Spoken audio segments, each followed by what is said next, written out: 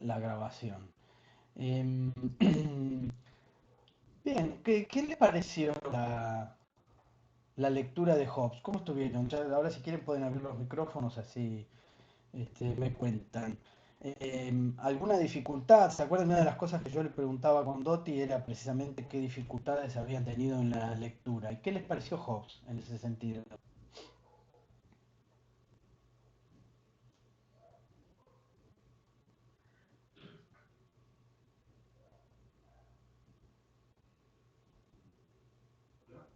¿Sí?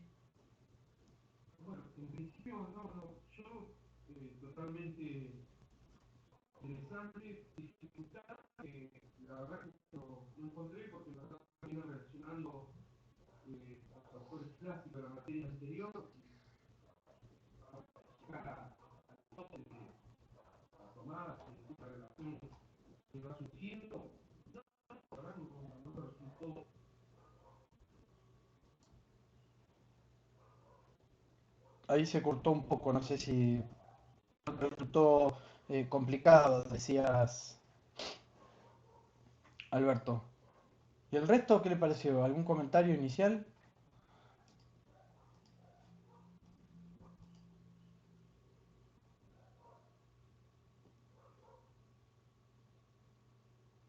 Sí, ¿me escuchan?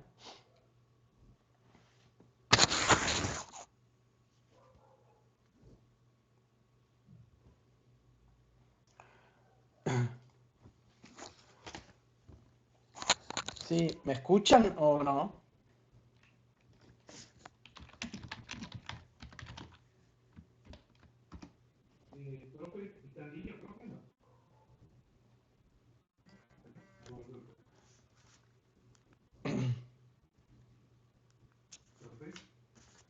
Sí, sí, a mí ahora sí, pero recién no los escuchaba. ¿Ustedes no me escuchaban recién? Ah, bien. Sí, sí, yo en un momento se cortó lo que decía Alberto también. No sé si escuchaste que no tenías mayores inconvenientes con la lectura. No sé si después dijiste algo más. Pero les preguntaba al resto qué le había parecido la lectura de Hobbes.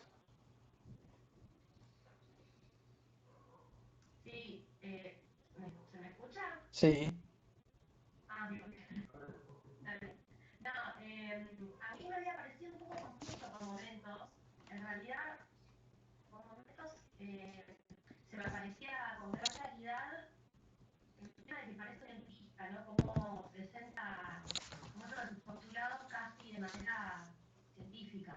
sí,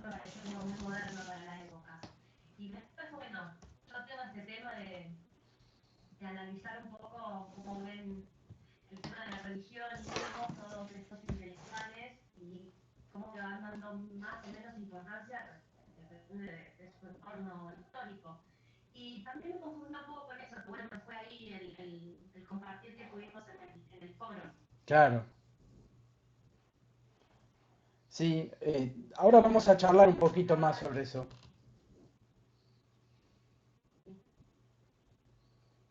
Perdón, Sol, decías algo más y te interrumpí.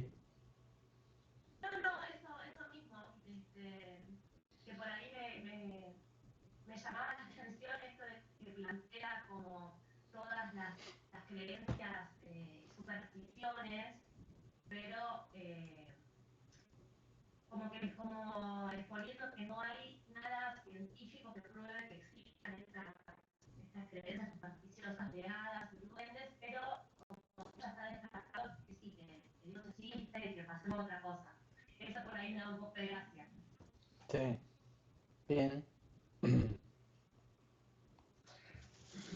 ¿Alguien más que quiera dejar alguna impresión sobre la lectura de Hobbes? Si tuvieron alguna dificultad, si les resultó interesante o tedioso.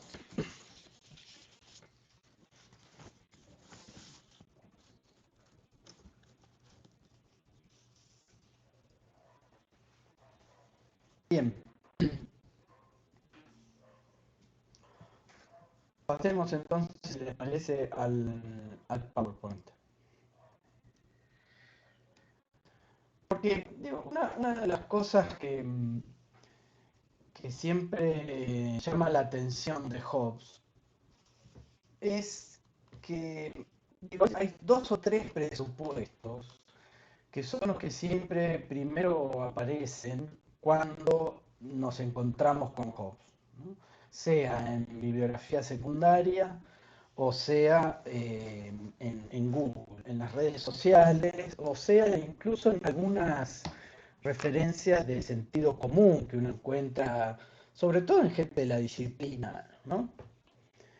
Y es esta idea de que el hombre jovesiano por naturaleza es un ser violento y agresivo.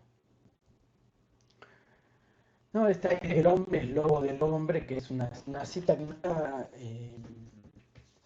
en el texto que ustedes tienen para leer, pero que sí es una referencia jovesiana, ¿no? El hombre, el lobo del hombre.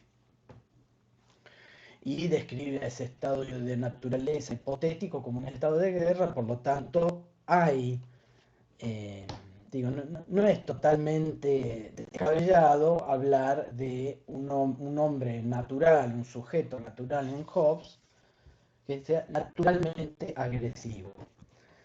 Pero por otro lado, y esa es una de las cosas que a mí me interesa puntualizar en la clase que escribí para el curso, por otro lado, Hobbes tiene una lectura muy mecanicista de lo social. Tiene una lectura muy mecanicista del mundo, y eso cuando Sol recién habla de cierto empirismo en Hobbes, obviamente que esa perspectiva mecánica del mundo va a estar vinculada a ese empiricismo. Hobbes ve al mundo externo como un mundo que genera impresiones sobre el sujeto, es decir, lo único que nosotros podemos reconocer es el movimiento físico del mundo. Ese movimiento físico causa ciertas impresiones, es decir, genera ciertas tensiones al sujeto y así es como el sujeto lo percibe. Si yo estoy en una sala completamente oscura, sin sonidos, sin aromas y sin texturas posibles, estoy absolutamente solo en el mundo sin poder percibir nada. Cuando empiezan a aparecer esas, esas cuestiones externas que van a generar impresiones en el sujeto, es que yo tomo cuenta de la existencia del mundo.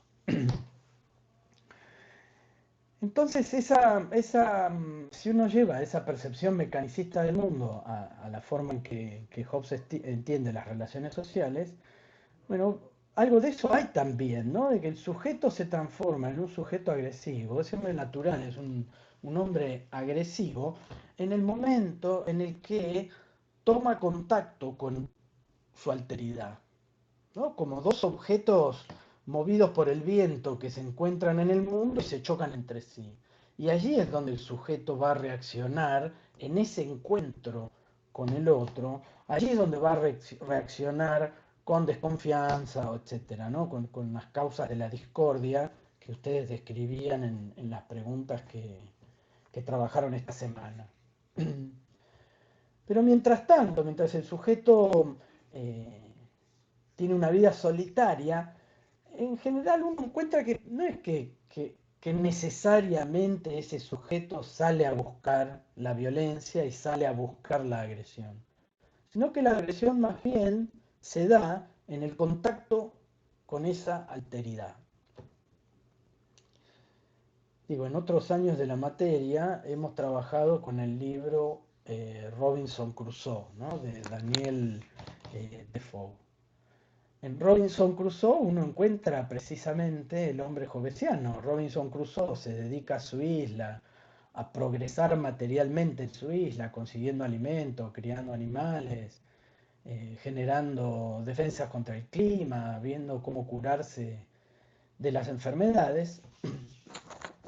Y sus problemas aparecen el día que encuentra la huella de un pie, ni siquiera de dos pies, la huella de un pie marcada en la arena, en la playa, ¿no? De su isla. Es decir, que automáticamente la mera idea de encontrarse con esa alteridad transforma a Robinson Crusoe en un ser hobbesiano. A partir de ahí ya no sale tranquilo de su casa, busca formas de camuflar la vivienda en la que vive, siempre que sale, sale armado, es decir, ya no sale a disfrutar, a corretear por ahí en la isla y a disfrutar de la vida, sino que ya sale tomando un montón de recaudos que antes no tomaba, ¿no?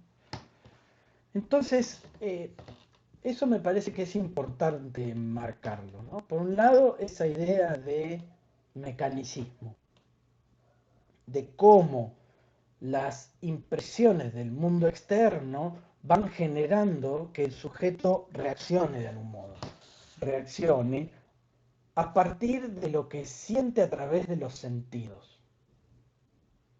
Y allí creo que está el vínculo más relevante con esa idea de empiria a la que refería Sol, ¿no?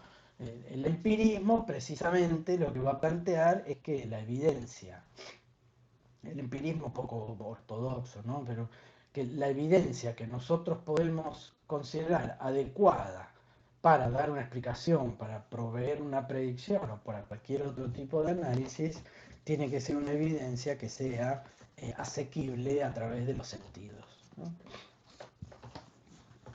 Entonces, eso por un lado, la idea de mecanicismo. ¿Hasta ahí me escuchan? ¿Vamos bien? Corroboro por las dudas.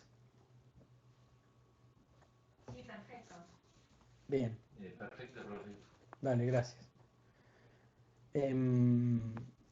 Por favor, cuando quieran interrumpir no hay ningún problema, ¿eh? Si quieren, levantan la mano que está ahí en el chat abajo a la izquierda, ven que hay una manito, presionan ahí o directamente hablen, interrumpan con confianza, digamos, no hay problema.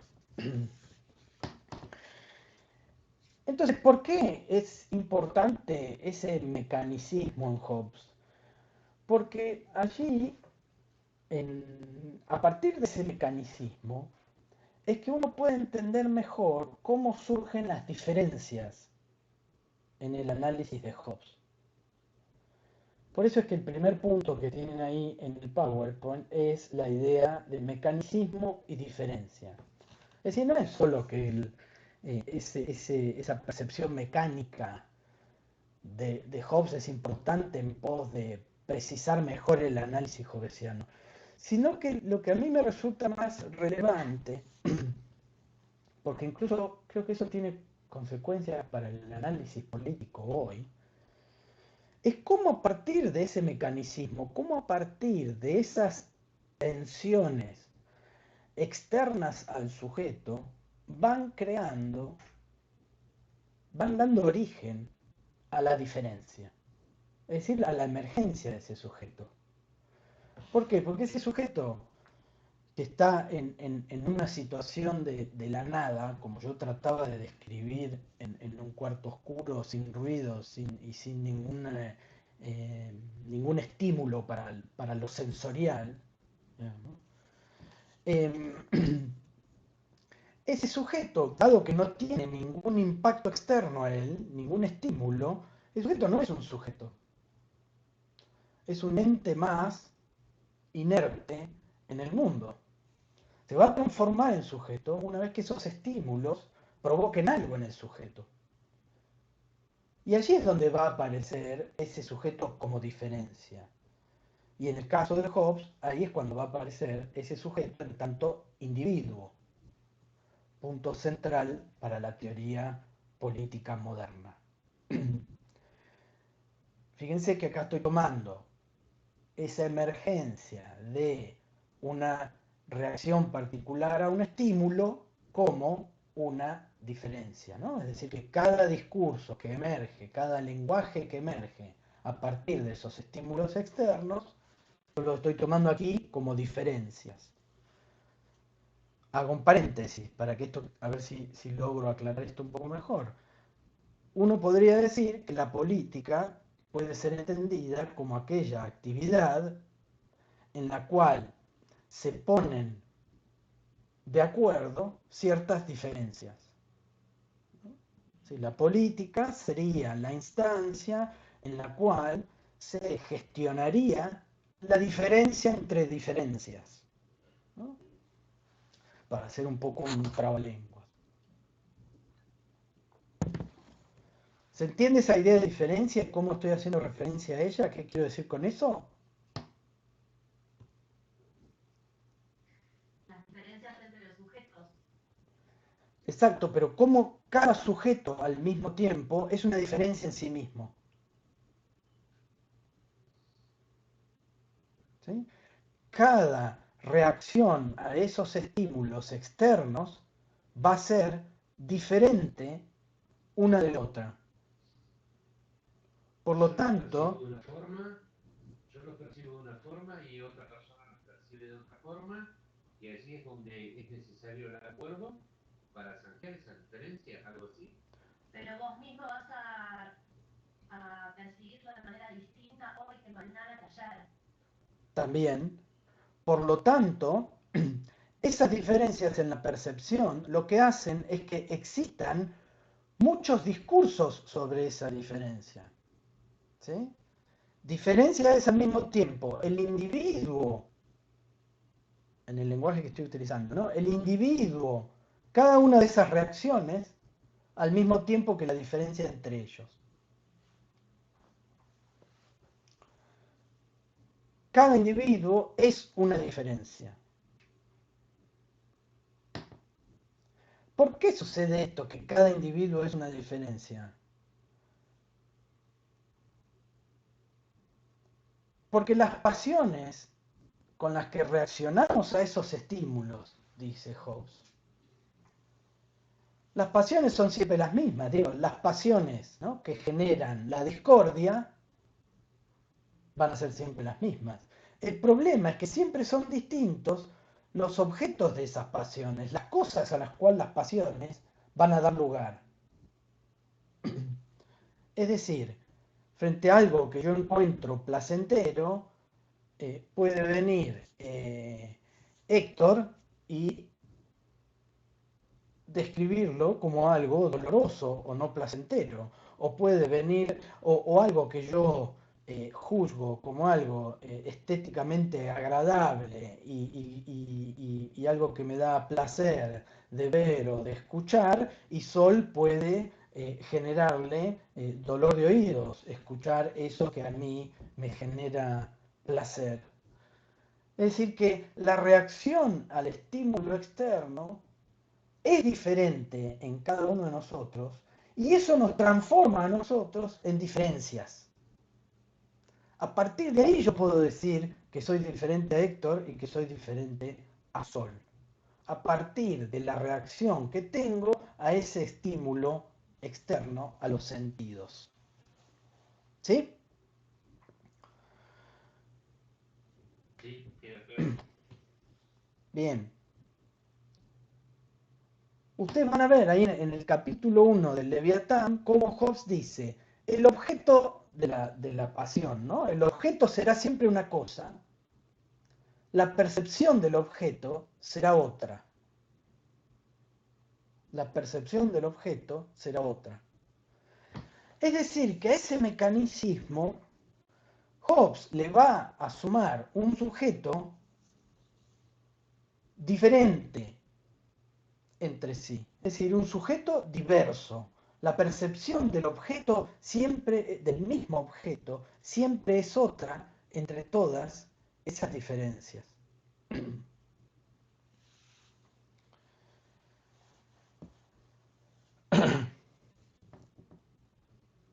Reconstruyo entonces, ¿por qué es importante ese mecanismo? Porque ese mecanismo lo que muestra es que las impresiones de los cuerpos exteriores, ¿no?, como dice ahí, fíjense en el tercer punto del PowerPoint, la impresión de un cuerpo exterior, siempre va a ser diferente. Por lo tanto, las pasiones con las que vamos a reaccionar a esas impresiones van a ser distintas. Y eso lo que va a hacer es que también tengamos deseos diferentes, ¿no?, que sería como el tercer punto a sumar aquí. Primero, percibimos el mundo de manera diferente. Eso nos transforma en diferentes entre nosotros. Y tercero, eso tiene consecuencias en lo que nosotros vamos a desear a futuro. Ya no es que aquello que pasó y tuvo una impresión sobre nosotros va a tener un efecto, a Sol le van a dar los oídos y a mí me va a encantar esa música, supongamos, sino que eso va a hacer también que nuestros deseos futuros sean diferentes. El deseo de escuchar A o escuchar B también va a ser distinto. ¿A partir de qué? Bueno, de esas percepciones, de las impresiones de cuerpos exteriores.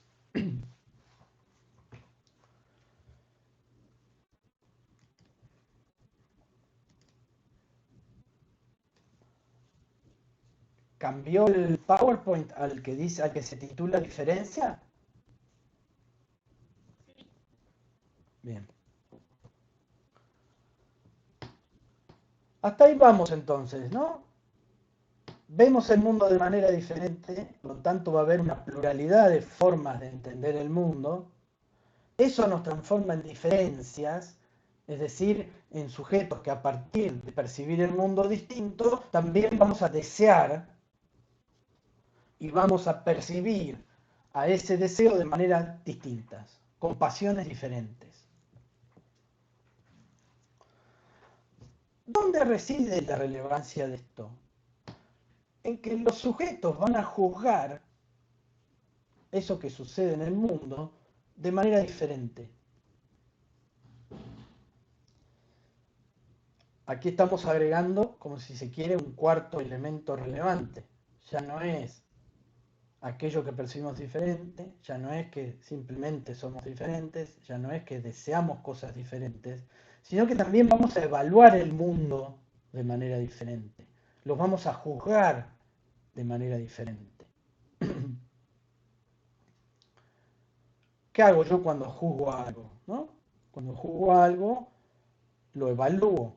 Digo, es lindo o es feo, es justo o injusto, es bueno o es malo, ¿no? Para usar categorías más de la teoría política clásica, si se quiere.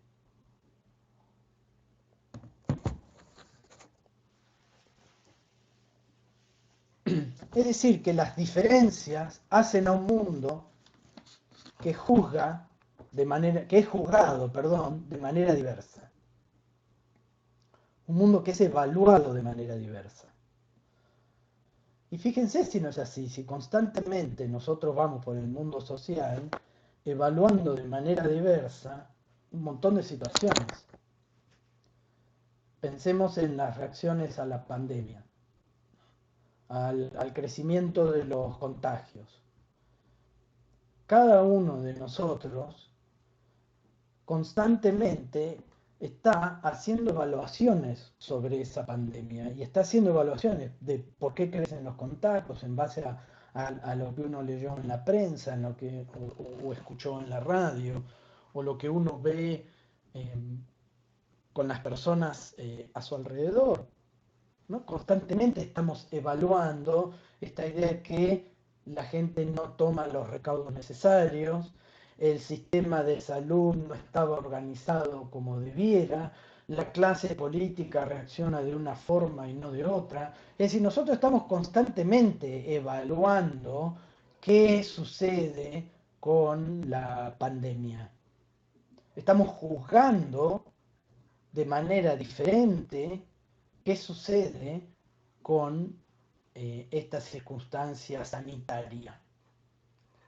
Es decir, nosotros tenemos efectivamente impresiones de un mundo externo, eso la vemos todos de manera distinta, obviamente que no va a ser lo mismo quien se enferma, por ejemplo, que quien no se enferma. Todos vamos a desear de manera distinta, vamos a desear no enfermarnos y vamos a desear que se enferme fulano o fulana porque no la queremos, supónganse, hay que tener maldad para eso, pero sucede. Y también vamos a juzgar y evaluar esa pandemia y esa enfermedad de manera distinta. Y eso lo vamos a hacer, dice Hobbes, según nuestra propia medida. Según nuestra propia medida. Con lo cual, fíjense la perspectiva del mundo que tenemos, ¿no? La perspectiva del mundo que tenemos es un mundo que generalmente está generando impresiones externas al sujeto. El sujeto al mismo tiempo está evaluando de manera constante ese mundo, pero esa evaluación la hace según su propia medida, que es la medida de la diferencia que lo hace algo particular. Es la medida de la diferencia que a mí me hace diferente a Sol, a Héctor, a Alberto, etc. ¿No? A Jimena. No sé si me estoy olvidando de alguien porque solo veo iniciales.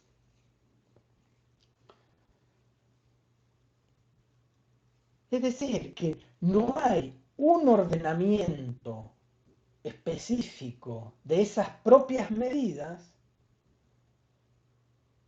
que de algún modo facilite zanjar estos desacuerdos de los que hablaba Héctor recién, llegar a ciertos consensos, o por lo menos mantenernos en esa desconfianza mutua, aislados unas de otras.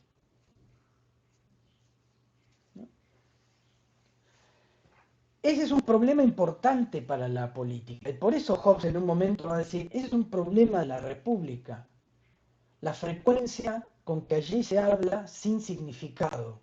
¿Qué quiere decir que se habla sin significado en Hobbes? Es que como cada uno de nosotros le va a poner un significado distinto a esas impresiones externas que recibimos, eso implica que no hay un significado compartido y que por lo tanto el estado natural sea caótico. Y la República tiene ese riesgo. ¿Por qué? Y porque la República permite la pluralidad de voces, cosa que obviamente no va a hacer el Leviatán. A eso se refiere Hobbes entonces cuando habla de la república y un problema de la política, la pluralidad de voces. Hobbes va a apuntar de manera constante a ver cómo podemos reducir esa pluralidad de voces que se desprende de esta reacción diferencial que tenemos cada uno de nosotros respecto a las impresiones del mundo. ¿Hasta ahí vamos? Pregunto por los demás que no hayan escuchado, vale que se corte algo. Sí, profe, lo seguimos.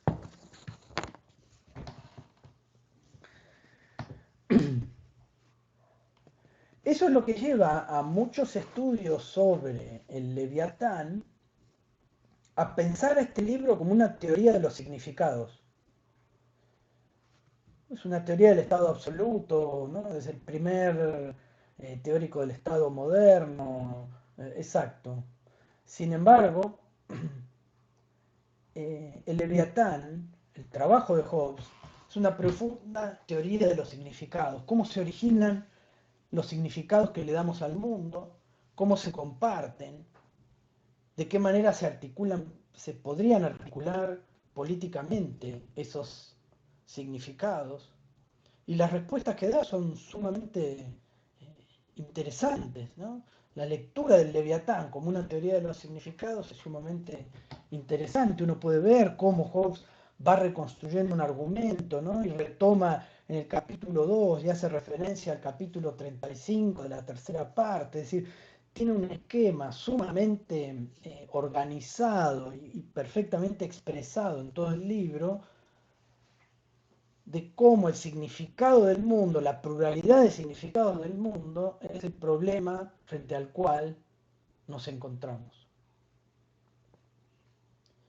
Y aquí hago un paréntesis, va a ser que es un problema que no aparece tan explícito en Hobbes, va a aparecer y lo vamos a tratar de manera más explícita en Locke, pero una de las cuestiones es que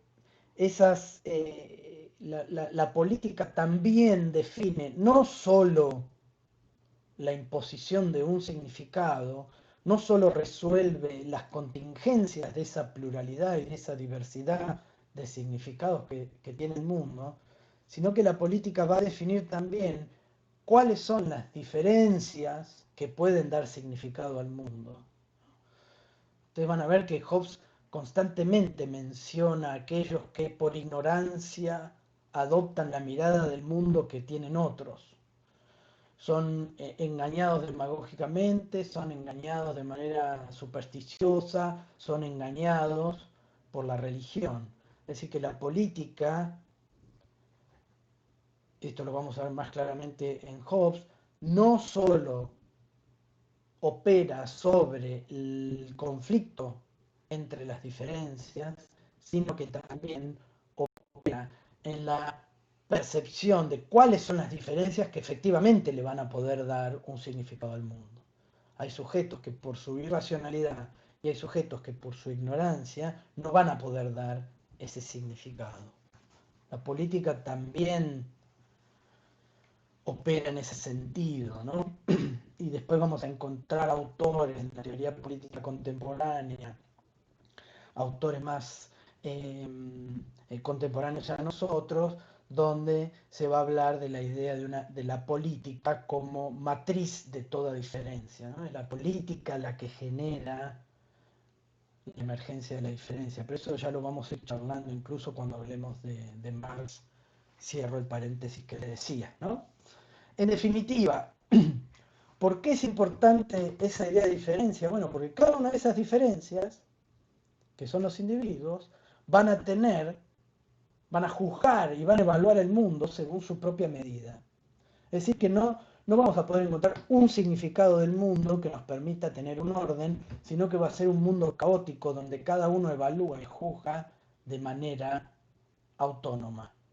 Por eso que Hobbes va a decir, en el estado de naturaleza, donde no hay un significado del mundo, ¿no? Todo el mundo es dueño de todo. Todos tenemos derecho a todo, dice Hobbes.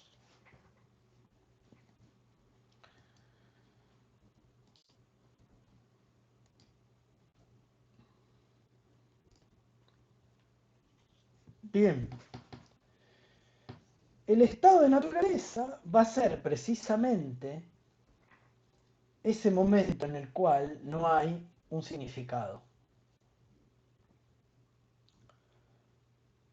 Y en esa descripción hipotética del estado de naturaleza, piensen que el estado natural es como una metáfora en estos autores.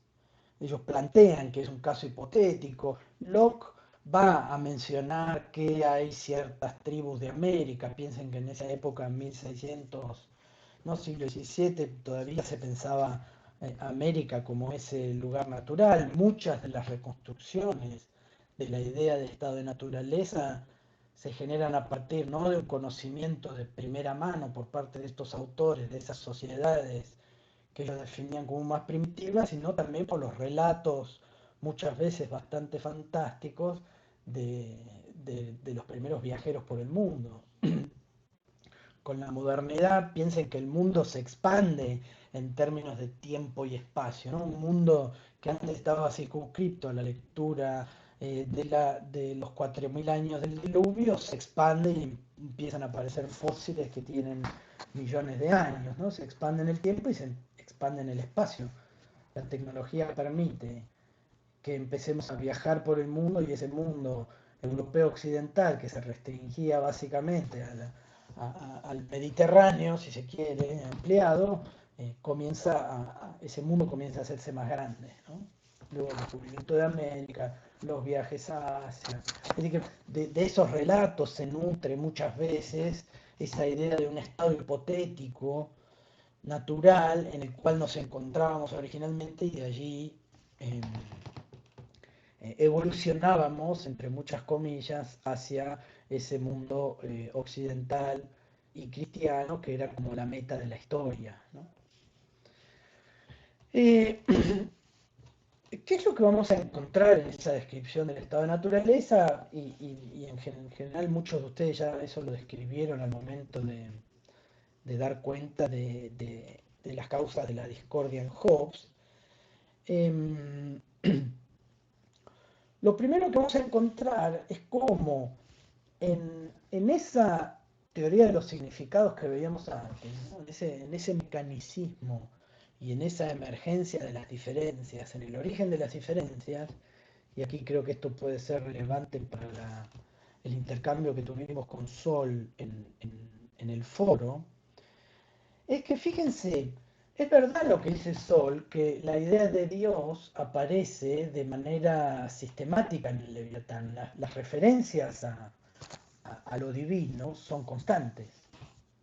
Y uno podría decir que hubiese sido imposible que en ese momento histórico eso no fuese así.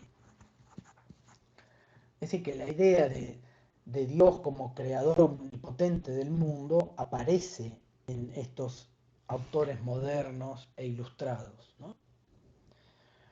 Ahora, lo que uno ve al mismo tiempo es que, fíjense que en todas estas teorías del significado que hablábamos antes, de la emergencia de la diferencia, de un mundo mecanicista, fíjense que la idea de Dios no aparece en ningún momento como generadora de esa diferencia, ¿no? La idea de la forma en que juzgamos al mundo y la idea de que nosotros evaluamos ese mundo natural no es una forma que esté necesariamente mediada por la palabra divina, sino que el sujeto tiene ese libre albedrío de juzgar al mundo. Y no lo hace en el modo en que Hobbes lo presenta, no lo hace pensando de qué manera va a reaccionar Dios si hago A o B. Que sí eran cuestiones que uno podía encontrar en autores medievales. La referencia constante a que el motor, digamos, de esa vida individual y de esa vida social era una figura, una deidad, ¿no? Aquí en el argumento hobbesiano, Dios aparece de manera constante, pero sin embargo no juega un rol motor en todas estas disposiciones, ¿no? Eso es era un poco lo que yo intentaba responderle a Sol. Y de todas maneras, Sol, vos fíjate que el Leviatán, si miramos todo el libro, ¿no? Esta primera parte y segunda parte que nosotros leemos en el texto, la tercera parte se llama de un Estado cristiano, la cuarta parte se llama del reino de las tinieblas. Es decir, que Dios y la vida religiosa están muy presentes en el Leviatán. Sin embargo, en el argumento hobbesiano del origen de la vida social y del origen de esas diferencias que van por el mundo peleándose cuando se encuentran, ahí es donde no juega la idea, la figura divina. Entonces, bien, de todas maneras, si te interesa el tema, estaría bueno que le pegues una mirada a esas dos últimas partes del Leviatán, porque ahí se va a ver claramente cuál es la recomendación de Hobbes para esos gobiernos, para la recomendación para qué hacer con la vida religiosa por parte de esos gobiernos modernos, ¿no? Entonces, el estado de naturaleza, ¿no? Va a estar caracterizado por esos puntos que yo les anoto allí. Eso es bastante claro, digamos, y se desprende de forma bastante transparente del texto. Me voy a detener más que nada en las consecuencias de eso, antes que en la felicidad, el deseo de poder, etcétera, porque una de las cosas que va a decir Hobbes es decir, bueno, dado que vemos el mundo de manera diferente y eso hace que deseemos cosas diferentes, por otro lado, una característica del sujeto hobbesiano es que, a ver, dice, ¿qué es aquello que todos compartimos como pasión? ¿No? Incluso si hiciéramos ahora una encuesta entre nosotros y dijéramos, a ver, ¿qué es lo que nosotros deseamos con más fuerza en el mundo? Uno diría, bueno, yo quiero tener plata, yo quiero ganarme la lotería, yo quiero tener hijos, otra diría, yo no quiero tener hijos, otra diría, yo me realizo con mi perro, no sé, tendríamos 500.000 opciones. Yo quiero una vida sumergida en el alcohol, las drogas y la vida nocturna. Es decir, tendríamos un montón de ideas de la vida buena a la cual llevaría ese progreso continuo de los deseos, ¿no? Pero lo que podría resumir todas esas diversidad y pluralidad de las ideas de la vida buena es la idea de felicidad. En última instancia, si uno sigue inquiriendo sobre ¿y por qué querés tener un perro? En última instancia, la última respuesta, muy probablemente sea esa, porque eso es lo que me hace feliz, ¿no? La felicidad es un poco el objetivo de ese sujeto. Lo cual hace que, como esa felicidad, dice Hobbes, nunca puede ser conseguida, porque siempre nos va a faltar algo para ser felices, el mundo en el cual esos sujetos viven es un mundo que está caracterizado por ese progreso continuo de los deseos, ¿no? Tengo hambre, deseo comer, cazo algo, lo cocino, me lo como, ¿no? Después lo voy a querer comer cocido, porque voy a encontrar que me enfermo menos si cocino la comida. Después de cocinarlo, voy a querer comer con cubiertos y no comer con las manos, porque eso es algo también poco higiénico, y voy a querer tomar algo, después voy a querer tomar algo más rico, y después voy a querer postre, ¿no? Y así sucesivamente, es decir, es un progreso continuo de los deseos, el sujeto es una máquina deseante para Hobbes, de querer cosas, ¿no? Entonces fíjense que en ese contexto, si yo quiero un montón de cosas, esas cosas que quiero tienen distintos significados para todos nosotros. Uno de los significados que va a ser distinto es la idea de mío y tuyo.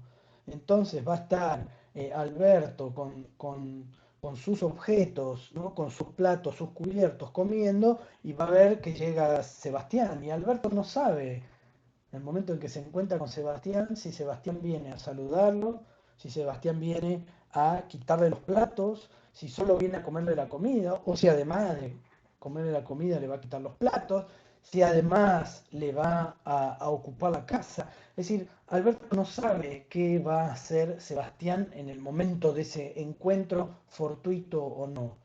Entonces, cuando lo ve venir, Alberto va a intentar esconderse, va a intentar esconder sus cosas para pasar desapercibido, ¿no? Sin embargo, en el momento del encuentro y ante esa desconfianza, ¿qué va a hacer?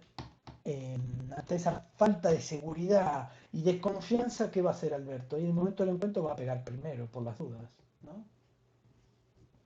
Allí es donde aparece esa agresividad, en el encuentro. Por lo tanto, entonces, ese progreso continuo de los deseos, ¿qué hace? Un deseo de poder inagotable. Quiero más cosas y para conseguir más cosas tengo que caminar más, tengo que salir más, tengo que trabajar más, tengo que poder hacer más cosas. Y eso es inagotable, dice Hobbes. Eso no se termina nunca. Y eso es precisamente lo que nos iguala. Nosotros podemos ser más altos o más bajos, podemos ser más inteligentes o menos inteligentes, podemos ser más rápidas o más lentas, pero la igualdad que le importa a Hobbes es esa igualdad en la esperanza de poder satisfacer los deseos. ¿Sí? Podemos ser más o menos inteligentes, pero ser más fuertes. Podemos ser más fuertes, pero ser menor cantidad y ser superados por el número de los menos fuertes, ¿no? Podemos ser menos fuertes, pero podemos ser más inteligentes, con lo cual podemos derrotar a esa más fuerte a partir de juntarnos y elaborar un plan sumamente sofisticado para vencerla. Es decir, lo que nos hace iguales es esa igualdad en la esperanza de poder satisfacer deseos. Deseos que de nuevo son plurales, diversos, muchas veces conflictivos cuando nos encontramos con esa alteridad. La percepción entonces de esa igualdad es la que nos lleva a retraernos, ¿no? A la desconfianza, a la falta de seguridad. Es un mundo en el cual constantemente estamos mirando por encima del hombro, el mundo hobbesiano, donde el mínimo contacto con la alteridad puede ser el chispazo que genere la guerra de todos contra todos. Y Hobbes ahí ya nos va a adelantar hacia el final de ese capítulo en el que describe el estado de naturaleza, que eso sucede porque no existe un poder común que restrinja y limite por el miedo. Es decir, para Hobbes, la única forma de frenar esa desconfianza va a ser, de algún modo, ¿no?, dejar de lado esa esperanza a todas las cosas. Ese derecho a todo, abandonar ese derecho a todas las cosas. Aunque por ahora podríamos decir, es la esperanza a tener derecho sobre todas las cosas del mundo natural. Se va a necesitar un poder que le dé al mundo un significado. Y la única forma de lograr eso es a través del miedo, dice Hobbes. ¿Hasta ahí vamos? ¿Alguna pregunta, gente?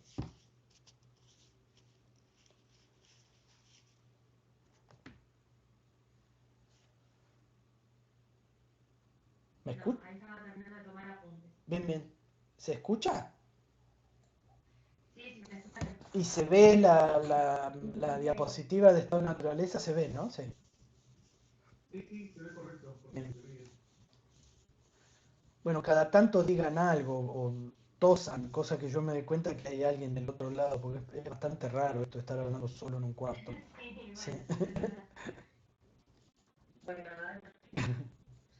Sí, tosan, no sé. Que ladre el perro.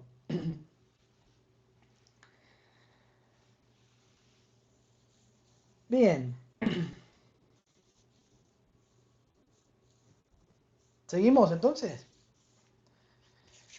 Sí, perfecto. Como ustedes habrán visto, el estado de naturaleza es un estado de todos contra todos, ¿no? Donde el hombre es lobo del hombre. Y es un estadio en donde no hay ninguna posibilidad de vida social, ¿no? Él lo va a describir como sin cultura, sin navegación, sin justicia, sin conocimiento. Es decir, es imposible lograr ningún bien humano en esas condiciones de retraimiento, desconfianza mutua. Piensen que Hobbes está escribiendo en un contexto político muy particular, ¿no? En medio de guerras civiles, de muertes de monarcas, de guerras religiosas. Es decir, que es problemática la coyuntura histórico-política en la que está escribiendo Hobbes. Yo no suelo detenerme mucho en ese contexto histórico porque lo que me interesa ver a mí en Hobbes no es tanto por qué Hobbes termina argumentando lo que argumenta, sino tratar de ver qué argumenta Hobbes y qué efectos tiene eso en la teoría política y en el análisis político que podemos llegar a hacer hoy, ¿no? O por lo menos poder ver cómo a través de una historia más conceptual de Hobbes uno puede ver qué impacto tiene eso en la forma en que hoy pensamos la política, ¿no?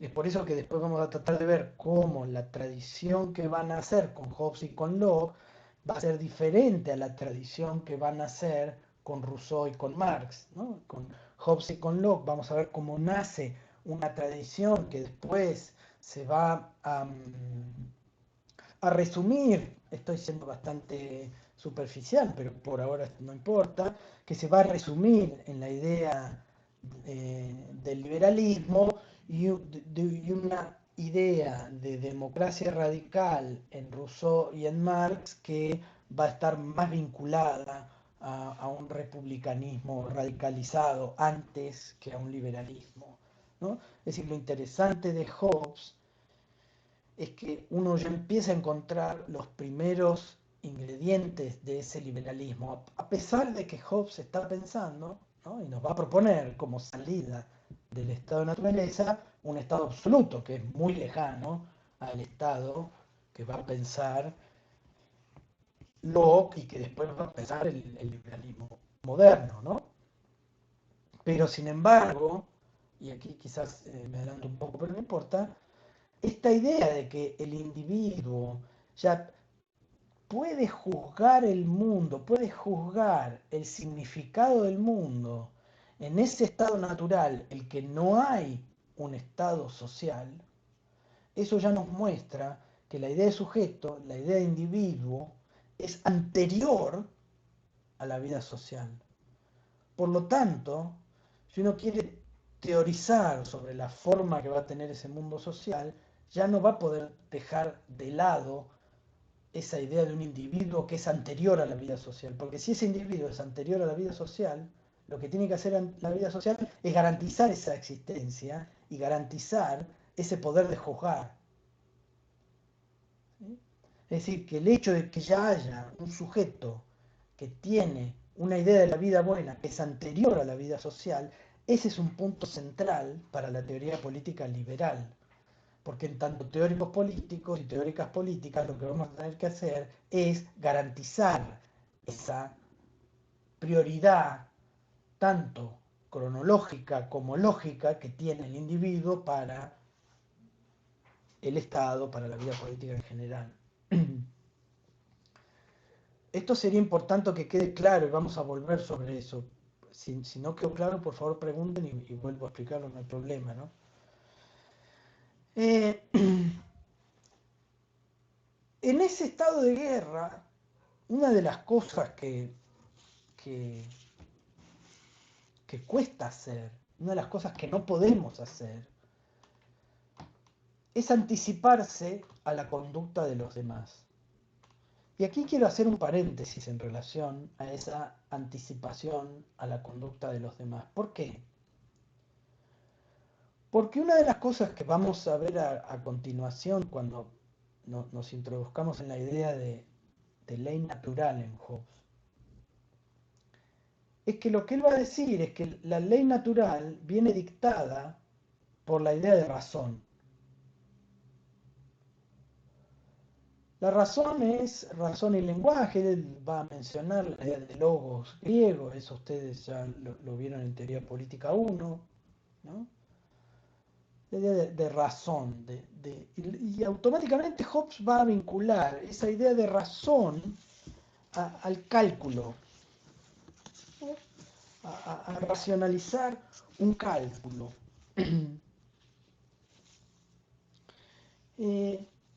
¿Por qué eso me parece interesante? Eso de anticiparse a la conducta de los demás, es decir, anticiparte, si se quiere, poder calcular la conducta de los demás en un futuro. ¿No? La racionalización del cálculo. Y ese es uno de los puntos con los cuales Max Weber, ya después, a fines del siglo XIX y principios del siglo XX, va a describir al capitalismo. Es decir, para Weber el capitalismo va a estar caracterizado no por el afán de ganancia, por el simple afán de ganancia. Afán de ganancia tienen los ladrones, dice Weber, y eso no los hace capitalistas. Afán de ganancia tiene quien juega a la lotería, y eso no la hace capitalista a esa persona. Capitalismo, dice, es la posibilidad de racionalizar el cálculo de la ganancia, es decir, la ganancia que se reproduce a sí misma a lo largo del tiempo.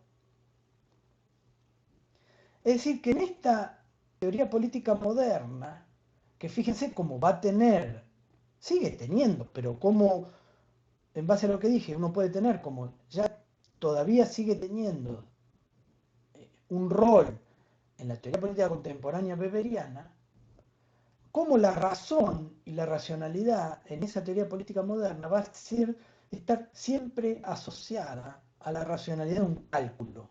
Weber va a decir la racionalidad del cálculo de una ganancia que caracteriza el capitalismo. Pero Hobbes ya nos está diciendo eso cuando nos dice que la razón es cálculo y que lo que nosotros tenemos que hacer es anticiparnos a la conducta de los demás, es poder calcular la conducta de los demás.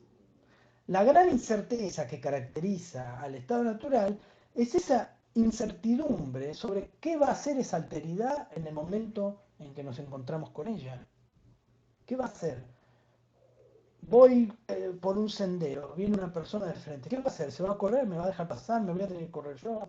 Esto es una pavada obviamente, ¿no? Pero esa incertidumbre es la que lleva a ese estado de guerra.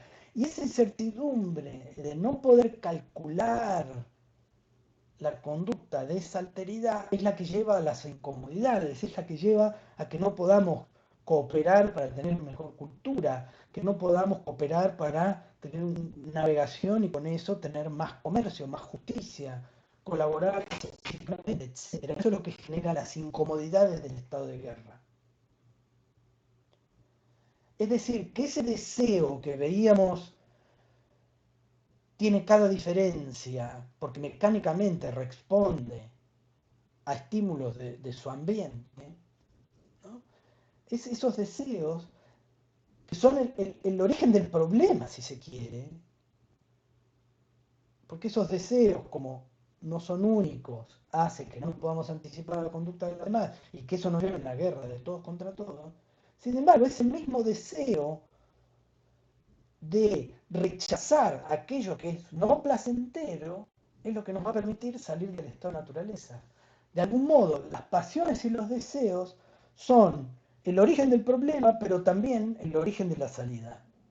Porque las pasiones son las que no nos dejan tener cultura, navegación y justicia, pero las pasiones son las que también nos van a llevar a percibir eso como una incomodidad y a intentar superarlo. Es decir, que hay una pasión que es central, que va a responder a esas incomodidades que nuestros propios deseos producen y que es una inclinación a la paz, dice Hobbes.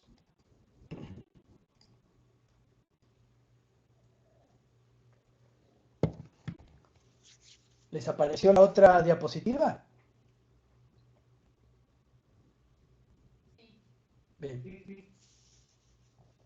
Se ve que tarda en compartir la pantalla al principio y después como que se va agilizando, ¿no? Porque ahora ya no tarda, me parece.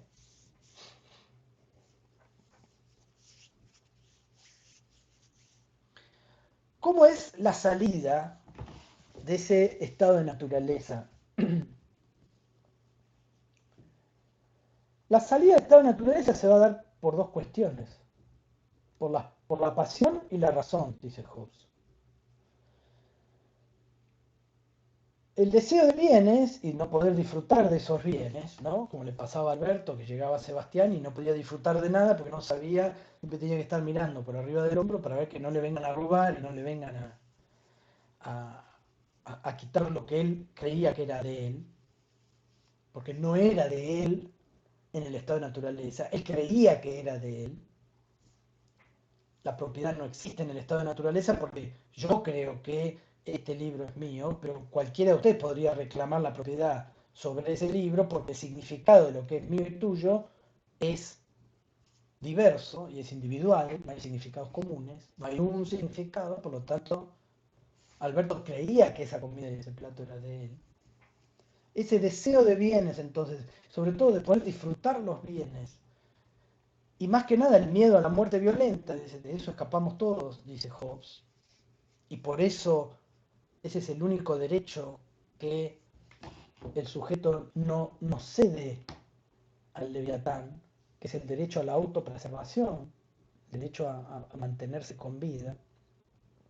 Esas pasiones son las que van a promover que empecemos a entender al mundo como un mundo con incomodidades, y por lo tanto que a través de la razón podamos buscar la forma de salir del estado de naturaleza.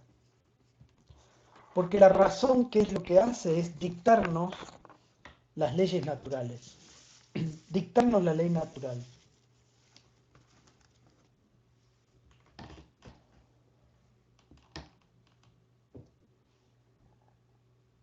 ¿Por qué hay una ley de la naturaleza?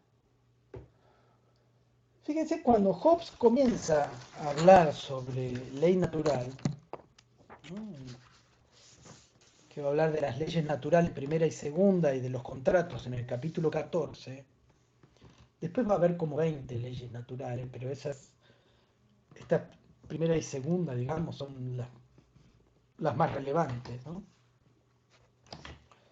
Fíjense que él nos va a dar una definición general de lo que es la ley natural y después va a decir la primera ley natural, la ley más fundamental y la segunda, ¿no? Ahora, dado que hay ley natural, es obviamente que va a haber un derecho natural. O viceversa, uno podría decir, dado que hay un derecho natural a todas las cosas, ¿sí? Donde hay un derecho es porque hay una ley que defiende ese derecho. Si no, no hay derecho posible. Los derechos y ley, en la forma en que Hobbes lo está presentando acá, son consustanciales. Tengo un derecho en tanto hay una ley que garantiza ese derecho. Si no, eso no es un derecho, ¿no? Es otra cosa.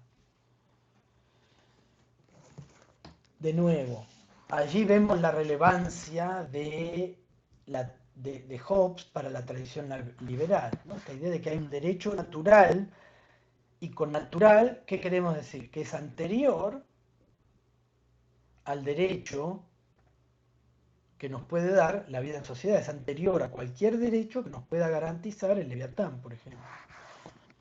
Y ese es el derecho primordial que el Estado debe garantizar,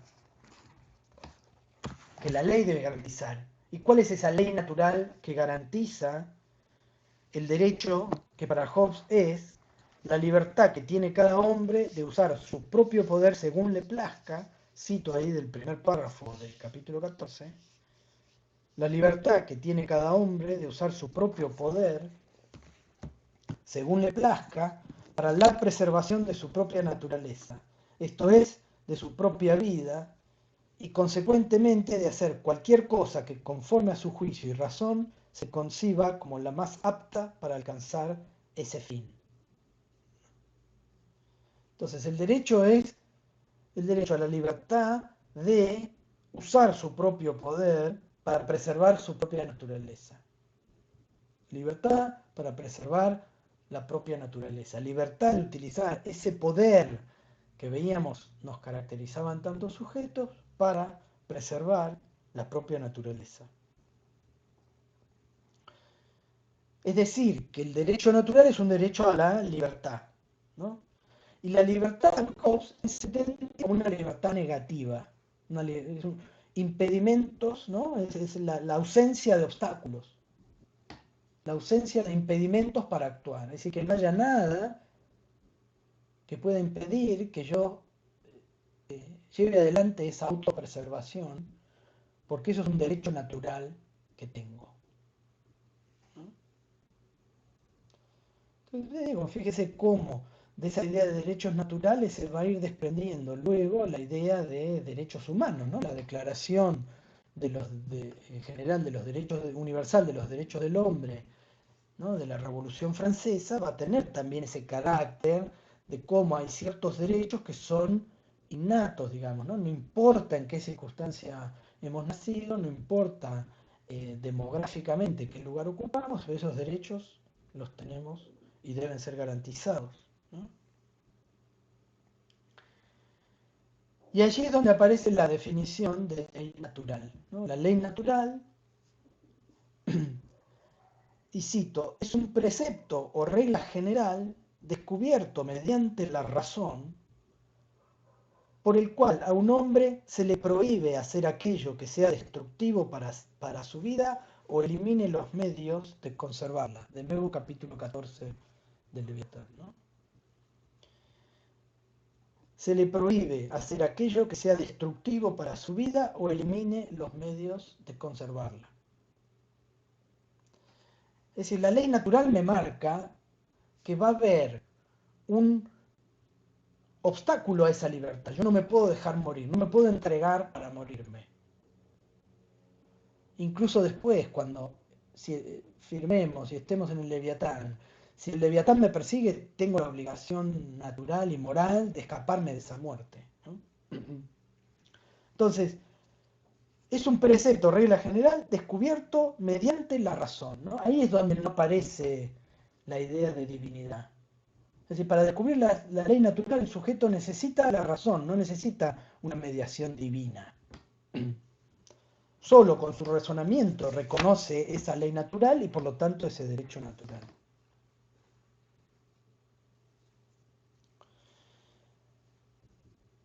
Entonces, ¿qué significa? ¿Qué efectos va a tener esa idea de derecho natural, de libertad negativa y de ley natural? Así es como vamos a llegar a la ley fundamental de la naturaleza. Que de nuevo, no debemos olvidar que las pasiones también nos llevan ahí en Hobbes. No solo la razón, sino también las pasiones. Nos va a decir que esa ley fundamental de la naturaleza es un precepto o regla general de la razón, el que cada hombre debe procurar la paz hasta donde tenga esperanza de lograrla. Y cuando no puede conseguirla, entonces puede buscar y usar todas las ventajas y ayudas de la guerra. Esa es la ley fundamental de la naturaleza. Procurar la paz, sí, mientras tenga esperanza de alcanzarla. Si no tengo esperanza de alcanzarlo, ahí sí voy a la guerra. Ahí sí tengo derecho a utilizar todas las herramientas, todos los medios que estén a mi alcance para mantenerme con vida. ¿No? Entonces, la primera parte de esa ley fundamental implica procurar la paz. Y si no llego a la paz, bueno, ahí sí, usar el medio de la guerra. Pero fíjense cómo acá ya empieza a cambiar un poco la percepción de Hobbes, ¿no? Ahora la violencia, la guerra, se transforma en un medio posible para alcanzar esa paz, para procurar esa paz.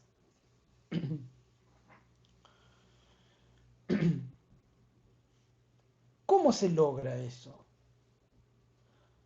¿Cómo logro la paz? O por lo menos cómo mantengo encendida esa esperanza de la paz. Bueno, porque hay una segunda ley natural que se desprende de esa ley fundamental, que nos dice que debemos procurar la paz, y que dice lo siguiente, que un hombre debe estar deseoso cuando los otros lo están también, y a fin de conseguir la paz y la defensa personal hasta donde le parezca necesario, de no hacer uso de su derecho a todo. No hacer uso de su derecho a todo. Y de contentarse con tanta libertad en su relación con los otros hombres como la que él permitiría a los otros en su trato con él. Es decir, que la segunda ley natural lo que nos pide es un renunciamiento. Es renunciar a hacer uso del derecho a todas las cosas. Es decir, es renunciar racionalmente al derecho a todos los significados. Ahora, Hobbes ahí pone una cláusula específica que es siempre y cuando los otros también estén dispuestos a inclinarse a la paz. ¿No? Y ahí uno podría hacerle una pregunta a Hobbes, pero ¿cómo? Si nosotros no sabemos lo que quiere el otro, ¿cómo podemos llegar a la paz? Bueno, ahí es donde aparece la idea de igualdad. El sujeto evalúa a esa alteridad y evalúa que tiene las mismas pasiones y las mismas razones. Es decir, los objetos de la pasión van a ser distintos. Va a ser distinto la percepción que tengamos de ese plato Alberto y Sebastián, si es mío o tuyo. Pero sin embargo, la pasión de el miedo de que Alberto me mate o que Sebastián mate a Alberto y el deseo de tener plato es el mismo. Es distinto el objeto, es distinto el carácter que va a tener ese objeto, la impresión del objeto, pero el objeto es el mismo. Eso es lo que nos hace iguales. Y yo evalúo que el otro tiene esa misma pasión, que todo el mundo va a escapar de la muerte violenta, y que todo el mundo desea bienes, y que todo el mundo es racional, y por lo tanto puede reconocer esas leyes de la naturaleza. Entonces de allí, Hobbes, si se quiere, con esa idea de derecho natural, con esa idea de ley natural y con el rol que le va a imprimir a las pasiones, ya no tanto como origen de la discordia, sino como también origen de la salida, es que Hobbes logra argumentar lógicamente esa renuncia al derecho a todas las cosas menos una, ¿no? Renunciamos a todos los derechos menos uno, que es el derecho a la autopreservación. Ese derecho no se entrega nunca, digamos, ¿no? No se deja nunca. No se delega nunca al Leviatán.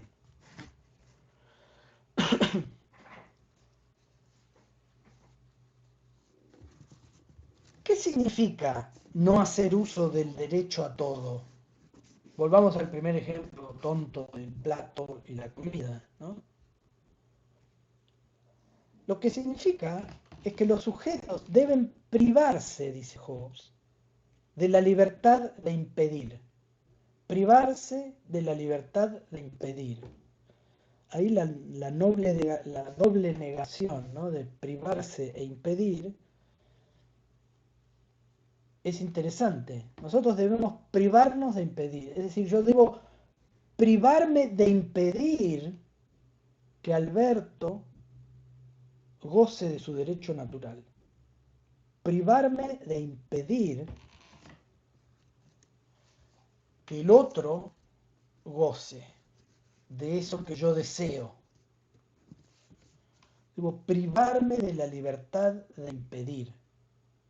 Bueno, eso aparece como central en las sociedades de hoy, ¿no?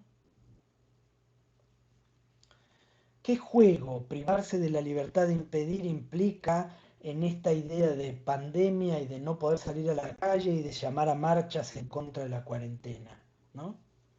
Yo debo privarme de la libertad de impedir. Fíjese cómo eso puede ser utilizado, ¿no?, en ambas perspectivas. Es decir, yo no puedo hacer uso, yo tengo que privarme de hacer uso del derecho a todo. Entonces yo creo que tengo el derecho a todo, creo que tengo el derecho de que abran las escuelas, de que abran el lugar de trabajo, de que abran el gimnasio, de que abran los restaurantes y que se abra el turismo. Ahora, ¿qué va a decir esa segunda ley natural? Bueno, quizás no hay que hacer uso del derecho a todo para vivir en sociedad.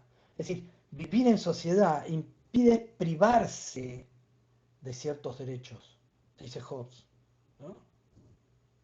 Y eso implica privarse, al mismo tiempo, privarse de la libertad de impedir. Yo, teniendo la posibilidad de impedir, yo debería privarme de hacerlo. No el Leviatán, obviamente, ¿no?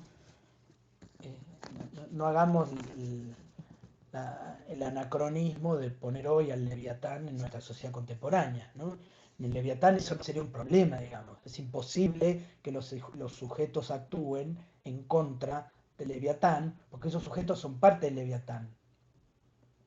Si un súbdito actúa en contra de lo que es el Leviatán, está actuando en contra de sí mismo, y eso es totalmente irracional, ¿no? Estaría actuando en contra de su propia autopreservación, y eso no es lo que dicta la ley de la naturaleza. Ese sería un sujeto que no tiene, no es una alteridad, no es una diferencia que pueda ser contada como diferencia porque es algo irracional, ¿no? Pero bueno, esa segunda ley natural es muy importante, ¿no? La primera ley es procurar la paz, siempre que el resto quiera. La segunda ley es no hacer uso del derecho a todo. Es decir, para vivir en sociedad, para lograr vivir en sociedad y lograr tener ciertos significados comunes, uno no puede hacer uso de ese derecho a todas las cosas. Tiene que renunciar a ese derecho a todas las cosas, ¿no? En algunas vertientes del liberalismo más libertario, ¿no? Nozick, Robert Nozick, ¿no? Ustedes van a encontrar cómo hay cierta tendencia a pensar, no es el caso de Nozick, que es bastante más inteligente que lo que hoy asumimos es una persona libertaria, ¿no? que del no hacer uso al derecho, ¿no? De intentar que ese no hacer uso del derecho esté en un rango de lo más mínimo posible. Y por lo tanto pensar, ahí es donde esa idea de libertad se acerca de algún modo a algunas vertientes del anarquismo, ¿no?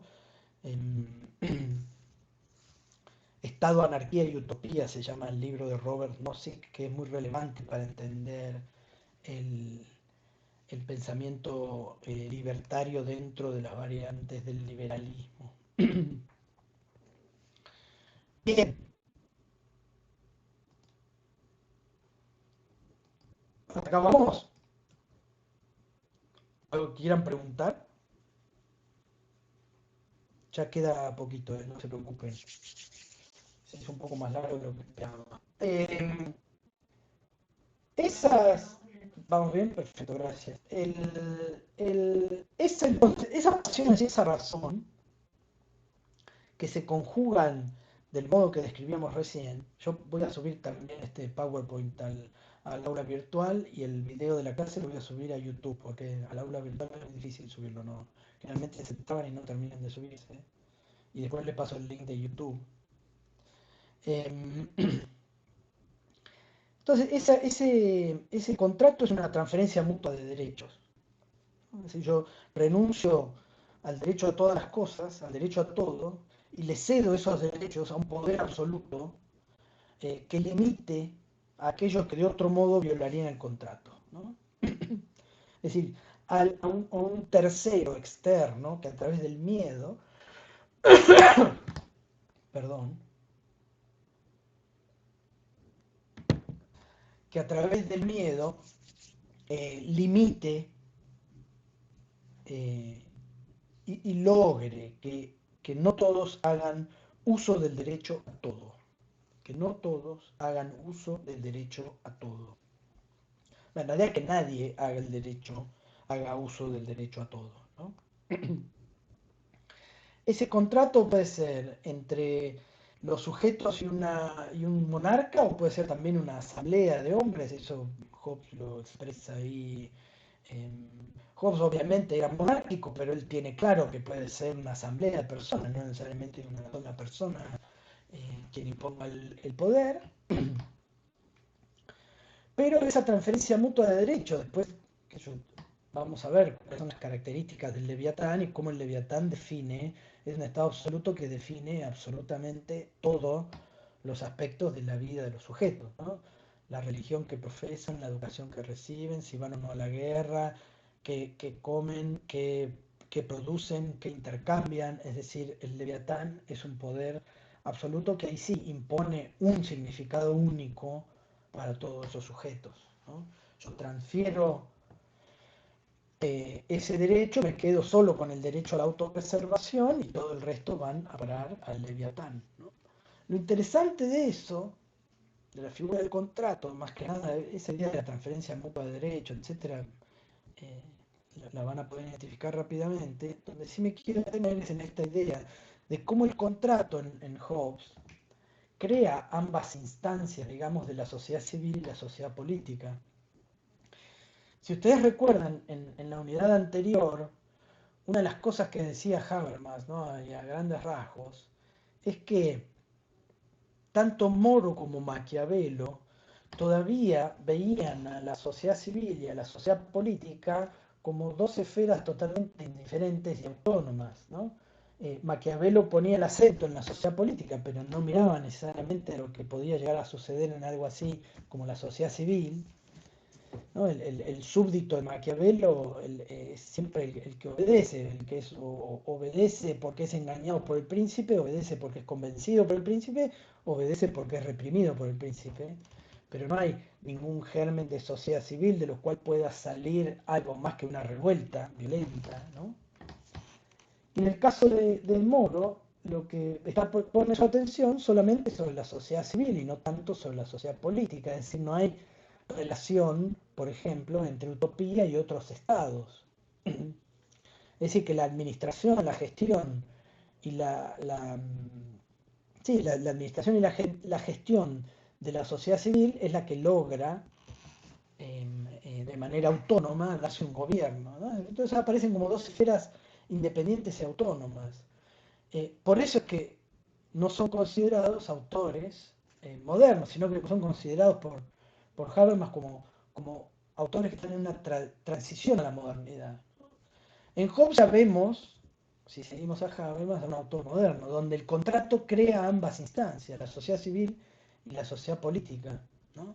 Es decir, la sociedad civil, la posibilidad de lo que decíamos antes, el conocimiento científico, la navegación, la cultura, etcétera, son posibles a partir de la firma del contrato, no antes. Y a partir de la firma del contrato es que se crea la figura del Estado, la figura del Commonwealth, la sociedad política, ¿no? Hasta ese momento no hay autoridad. Es decir, que ahí uno ve cómo se conjugan ambos aspectos, ¿no? En la teoría política moderna, tanto el aspecto de la sociedad civil como la sociedad política se crean en ese mismo momento. Y por último, lo que me gustaría remarcarles es que lo que hay que tener en cuenta en relación a Hobbes y al Leviatán es que el Leviatán no es parte del contrato. Es decir, nosotros nos ponemos de acuerdo en tanto sujetos racionales que no queremos vivir una vida incómoda, en delegar todos nuestros derechos a un tercero. Pero ese tercero no es parte del contrato, ese tercero recibe esa delegación y la impone. Entonces, a diferencia de Locke, el soberano no es parte de esa sociedad civil y de esa sociedad política, es algo externo en Hobbes que crea esos dos aspectos y es un estado absoluto que dirime cualquier tipo de conflicto, ¿sí?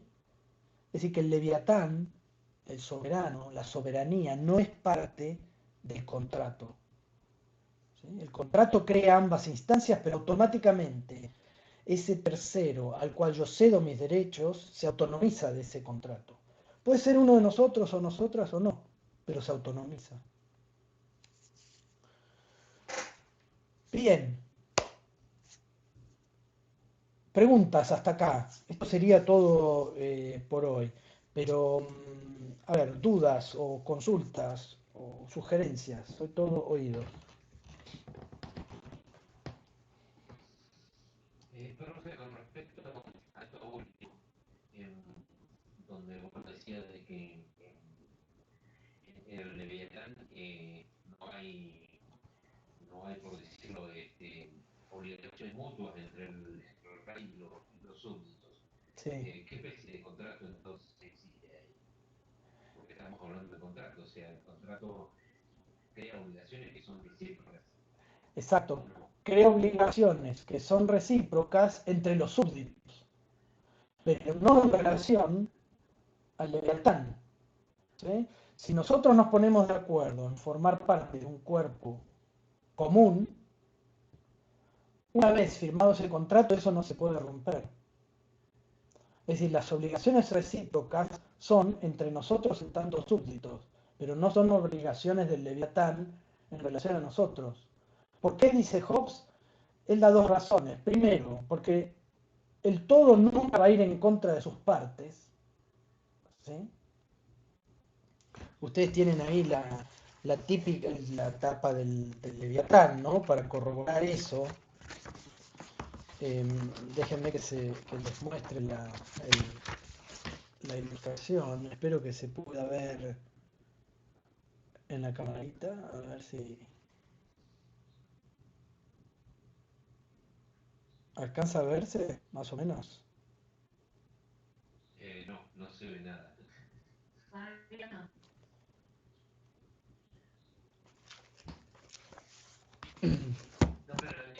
Después se las mando. Sí, después se las mando por el aula virtual. Porque el Leviatán, ¿qué es? Es un cuerpo compuesto por dos personas chiquititas, ¿no? Es decir, el todo, como el todo nunca va a ir en contra de sus partes, dice Hobbes, no hay contrato entre el Leviatán y el resto. El contrato lo hacen ustedes, dice Hobbes. El Leviatán no. ¿Sí? Y la segunda razón por la cual dice Hobbes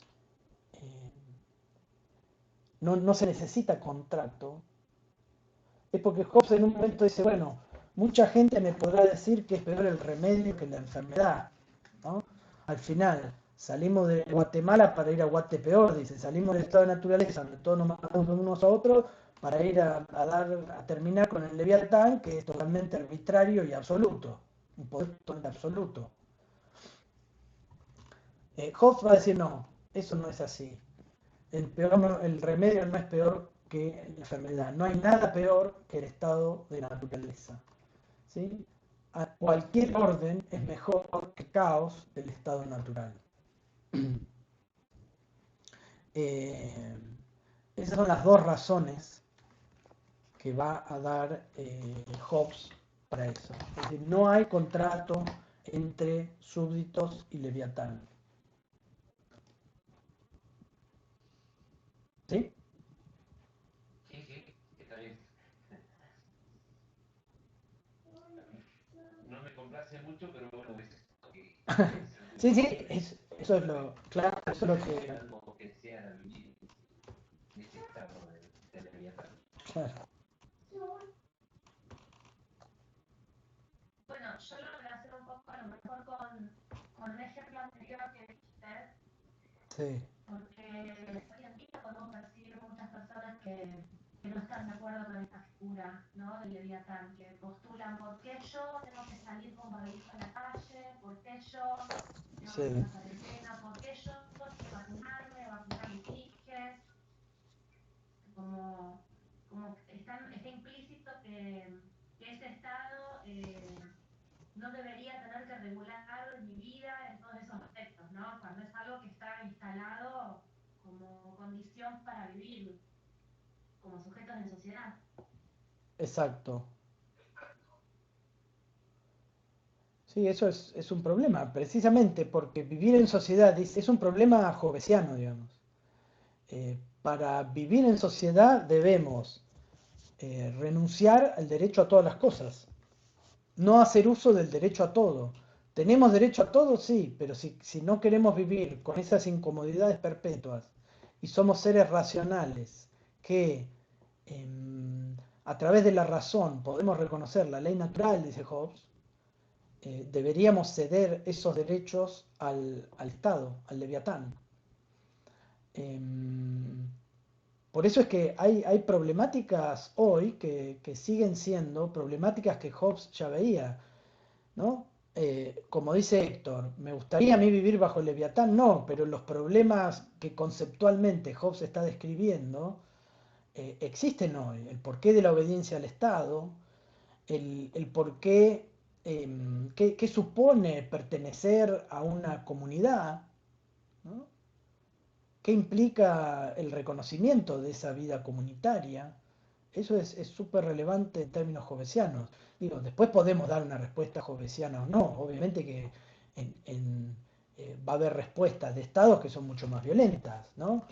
Eh, Digo, en Francia en momentos de la cuarentena estaba el toque de queda, en Chile también. Es decir, no se podía salir a la calle porque estaba el ejército en la calle.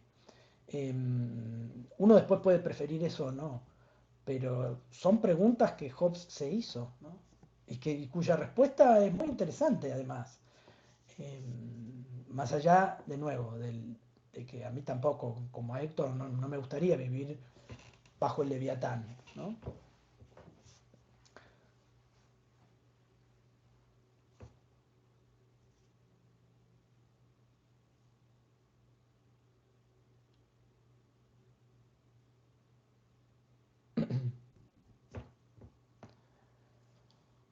Bien, bueno, no sé si hay alguna otra consulta o pregunta. Mailena, vos estuviste muy callada. Sí, alguien iba a hablar, perdón. No, yo de nuevo, Sol. Que en los primeros capítulos de Hobbes se me apareció un poco Calderón de la Barca. No sé por ahí si conocen la obra de Calderón de la Barca, que es la que hoy, La vida de sueño. Y nada, por esa curiosidad se me dio por buscar y bueno, son bastante contemporáneos con Hobbes. Esto de La vida de sueño se escribió 15 años antes que el Leviatán. Estos que tienen ahí un punto de coincidencia, si bien uno está escrito en España y otro está escrito en Inglaterra, que es como que en Inglaterra pasaban otras cosas en otros tiempos, ¿no? Al ser una isla parece que estaba como fuera de los tiempos de la Europa, de la Europa occidental, del resto de la Europa. Y respecto de este tema de la libertad, por sobre todas las cosas, plantear el concepto de libertad, qué es la libertad y qué es algo a lo que el hombre debe o no renunciar, el libre albedrío y el tema de la vigilia y el sueño, si puedo discernir cuándo estoy despierta, cuándo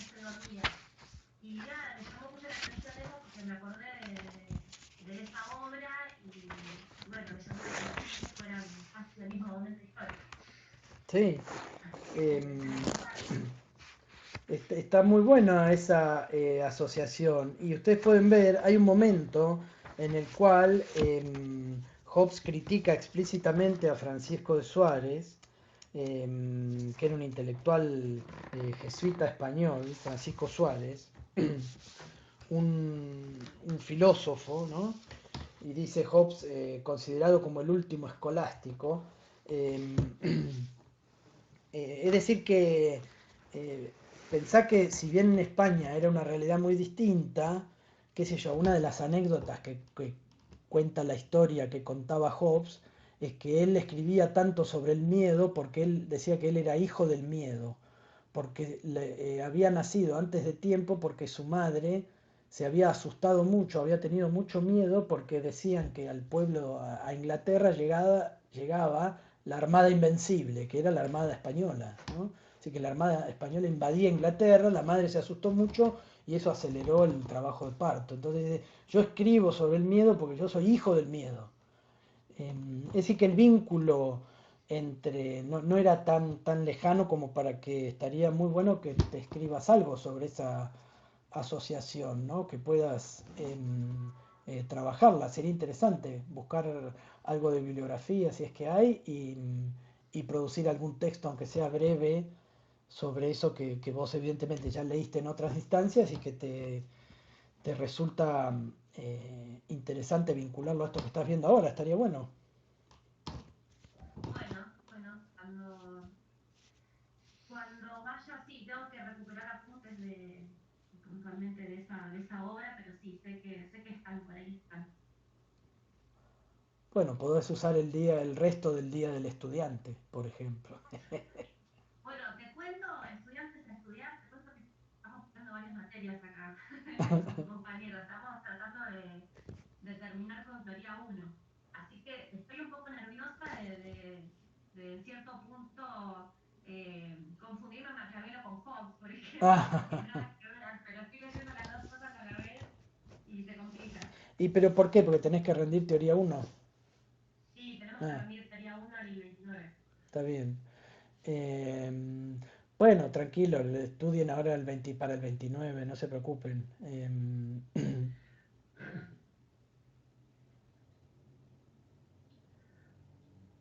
Estamos todos complicados, profe, con eso. Bueno, doblemente el agradecimiento entonces, Día del Estudiante y encima este, teniendo que estudiar teoría uno. Y bastante material, pero no deja de ser interesante, ¿no? Por ahí de repente, porque leer a, leer a Maquiavelo, leer a Hobbes también a la vez, por ahí hace que uno tenga otra perspectiva para rendir por ahí de repente, ¿no? Claro. Pero en verdad cuesta bastante, a mí particularmente, y preocupa también. Sí. Bueno, la estrategia puede ser la dedicatoria de Maquiavelo. Eso logra muchas veces que... ¿Vieron la dedicatoria del príncipe de Maquiavelo? Que habla del pintor. Sí, sí, estoy con discursos políticos. Ah, Y son los discursos de Tito Livio. por ahí de repente, sí, tenés bastante material. La Sí, mesa preparada con todo el material ahí para levantarse temprano y dar una lectura y repasar un poquito. Y antes de eso, Lutero. claro. Pero exacto, sí, también. Bueno, al pelo. Vayan a estudiar teoría uno y suerte el 29, che. Yo ahora corto la grabación. Muchas gracias igual por la clase, estuvo muy interesante. Sobre Sí, todo cosas, sí. bueno, espero que haya aclarado algunas cosas y si no, quedo atento a lo que puedan comentar en el foro. Esta semana que seguía, ahora no tengo abierto el plan de trabajo, pero bueno, fíjense ahí y yo tendré en cuenta que están rindiendo teoría uno, así que no se preocupen. Em, Incluso entenderé si ahí hubo gente que no entregó la participación en este foro, veo de abrirlo de nuevo y que puedan hacerlo más tarde, no se preocupen. Lo importante es que sigamos conectados y que estemos atentos a las lecturas que vayamos haciendo, ¿les parece? Sí, profe, yo soy uno de los que no entregó en el foro todavía y estaba hoy tratando de terminarlo porque me apuraba la hora y me apuraba también ponerme al día con teoría política y social 1. Dale, dale, no, Así que bueno, no se te lo voy a estar preocupes. mandando en las próximas horas Sí. para cumplir, ¿no? Por eso les Sí, decía, sí, incluso Héctor, si querés mandarlo después del 29 no hay problema. Si tienen que rendir teoría uno eso es más importante. Así que metele a teoría uno y mandámelo después, no hay problema. bien, gracias. No, no hay apuro con eso. Incluso coméntenle a compañeros y compañeras que si no pudieron entregar, que no se preocupen y que entreguen después. Con eso no hay problema. Dadas las circunstancias, la verdad que em, es bueno para nosotros como docentes tener cierto feedback de cómo vamos, etcétera, y que en algún momento nos digan, che, mira, como esto, ¿no? Tengo que rendir esta materia, bancamos una semana, no hay problema. No, aparte la clase de hoy ha sido muy esclarecedora sobre algunas cuestiones que uno por ahí de repente no las tomó en cuenta en el momento de la lectura o en el momento de tomar el apunte y bueno, la verdad que ha sido muy constructiva. Para mí por lo menos y sí, le vamos a convocar a la clase de grupo. Dale. Bueno, un abrazo. Gracias, profe. Un Estamos abrazo. en contacto durante la semana, suerte el 29. Bien, gracias. Muchas gracias. Ujú, dale. Gracias. Chao, chao, nos vemos. Bye, bye.